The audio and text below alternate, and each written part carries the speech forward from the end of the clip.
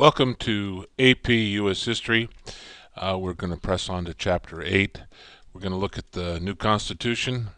We'll also take a look at the Articles of Confederation and why it didn't work, and why the Founding Fathers decided that it would be a good idea to create a new Constitution.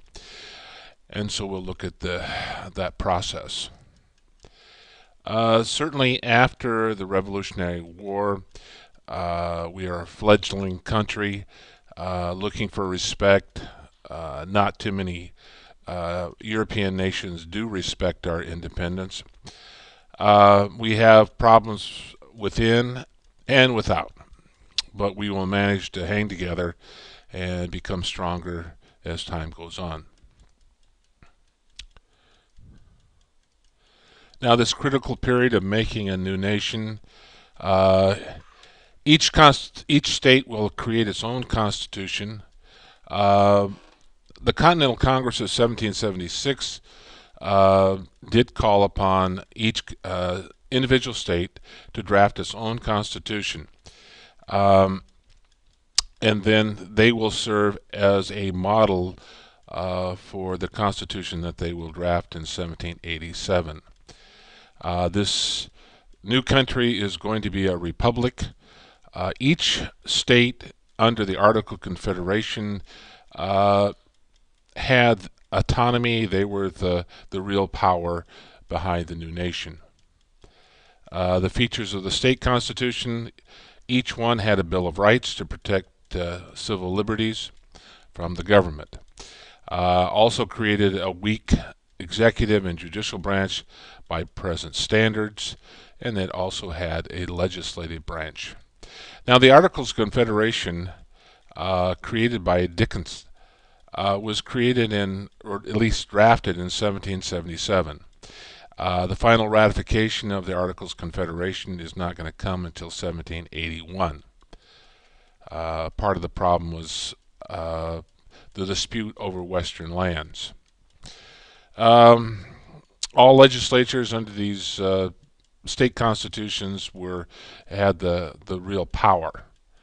Poorer Western districts were much better represented. In terms of the economy of the 1780s, our economy is pretty much in a shamble. Each state operating in its own best interest. There is a depression that's going to hit for a number of years. The national government and states accumulated quite a debt during the Revolutionary War. It went on for 8 years. There's a lack of hard currency, which is gold and silver. Things cost quite a bit during this time. Runaway inflation, things just seem to escalate up and up. There was an overuse of credit during this time. So things are not working real well. And when people have a tough time making a living, it's certainly going to cause a lot of unrest. Fortunately for America, most of Americans were farmers, subsistent farmers, and they were able to feed themselves. Right after the Revolutionary War, British companies are going to flood America with cheap goods, and it's going to be difficult for American companies, the few that were in existence, to compete at these cheaper prices. Land was readily available on the frontier if you were willing to take the risk. Farming still dominated the economy. Most people lived in a rural setting, very few cities. Now, as far as foreign policy challenges to the new nation, there were many. British challenged the U.S. on a variety of fronts. They refused commercial treaties. You can show here, or you can see here, American exports to and from, and there certainly was a deficit. We imported far more than we shipped out. One of the things that irritated the states was that Great Britain refused to repeal the Navigation Acts, saying that we still needed to trade with them. In fact, the British encouraged Indians to attack the Americans on the frontier um, through Canada and the Great Lakes. Uh, Many of the trading posts that the British said that they would vacate from the Treaty of Paris in 1783, they had not. And so there's a lot of bad feeling between the British and the Americans.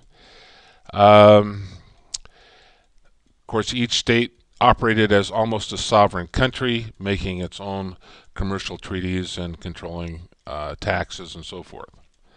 And there was taxes among the states. If you imported from Virginia to New York or from New York to Virginia, they would put a tax on imported goods from those states.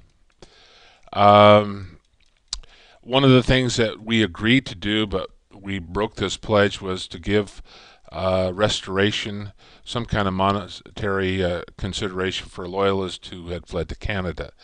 That never happened. Here shows a replica of what would have looked like an English fort on the frontier.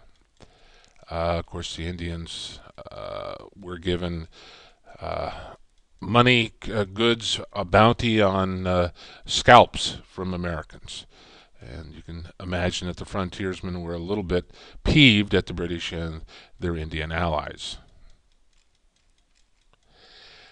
Spain also claimed land that we claimed after the Revolutionary War. Uh, they closed the Mississippi mouth to all trade, so people living in Kentucky and Tennessee had a difficult time getting their things to market. In fact, it was almost impossible. There were no roads across the Appalachian Mountains. What were there were trails, and it made it difficult to get your goods to market. So we're going to have a dispute with Spain over what land they claimed and what we claimed. Again, Spanish conspired with the Indians to try to hem in the states from moving west. Encouraged sections of independent states in the Southwest from American territory, but this never really materializes. In fact, there were a few Western settlers who were willing to go with Spain if that helped stop the Indian attacks and also opened up the port of New Orleans. James Wilkinson was a young army officer from Kentucky, actually took an oath to the King of Spain in exchange for trading concessions. He encouraged Kentuckians to set up an independent state and then enter to this lucrative agreement with Spain. Eventually, the plot collapsed in 1788. The proposed Jay Gardotti Treaty of 1786 never was ratified. It was an agreement between Spain and the United States. This shows here a picture of Wilkins actually meeting with the Spanish governor in New Orleans, but eventually this falls through.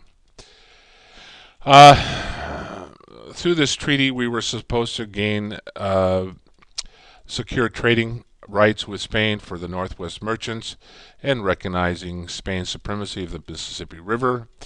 Northerners rejected the treaty because they thought it would drain away from population to the west. So there's some sectional rivalry during this time, our new nation. And they didn't want it competing with eastern businesses. Southerners opposed the treaty because they thought New England would benefit from their expense. So everyone seems to have a dog in the fight. The Westerners are the ones who really lose out because they would have had an opportunity to use the Mississippi River and the port of New Orleans. But this treaty is never signed. Proposed but never signed. We have, even though France were our ally during the Revolutionary War, we have some problems with them.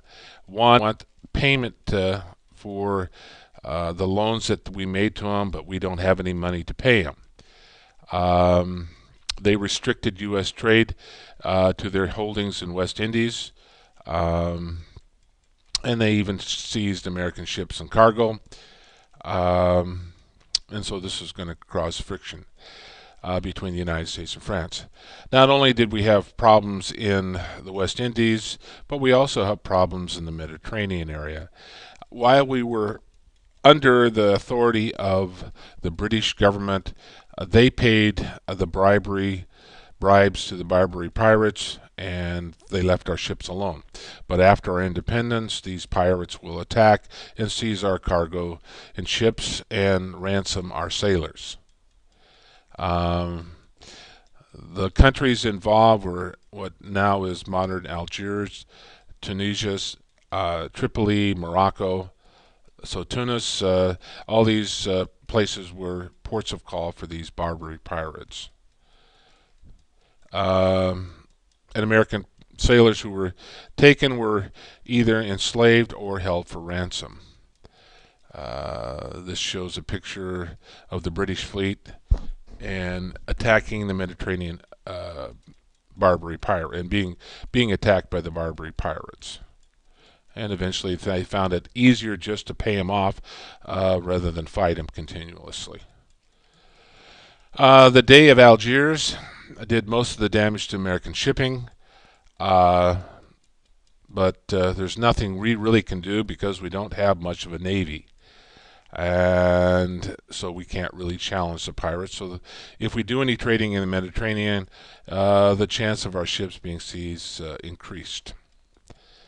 Now, the ratifying of the Articles of Confederation that was proposed in 1777 is eventually going to be ratified in 1781, and this will serve as our final or our first constitution. And it will be our constitution until it's replaced by the constitution created in 1787. So it is our first constitution. The main sticking point on ratification was over ownership of the western lands. 7 states had enormous tracts of land that extended into the west of the Ohio area, especially New York and Virginia. 6 states, including Pennsylvania, Maryland, had no territories beyond the Alleghenies. A certain segment of the government proposed turning the western lands over to the federal government as a source of revenue when they sold the land. Of course, New York and Virginia objected to this. And it wasn't until these states gave up their rights to the western lands that the Articles of Confederation is finally agreed upon and ratified. This shows some of the claims that the colonies or the states had to the western lands. And we'll stop right there.